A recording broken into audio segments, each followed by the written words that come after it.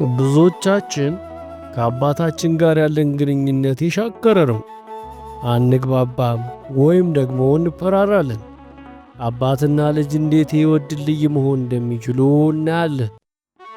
ልጅም በሚሄድበት መንገድ ምራው፣ በሸመገለም ጊዜ ከእርሱ ፈቀቅ አይልም። አባት ሆይ፣ ለልጅ ትልቁ ርስት ገንዘብ ሳይሆን መንገድ ነው። አንተ ዛሬ የምታሳየ ጥበብ መንገድ እሱ ነገ ማዕበል ሲመጣበት የሚጠለልበት ቤት ይሆነዋል። ጥበበኛ ልጅ አባቱን ተግሣጽ ይሰማል፣ ፌዘኛ ግን ዘለፋን አይሰማም።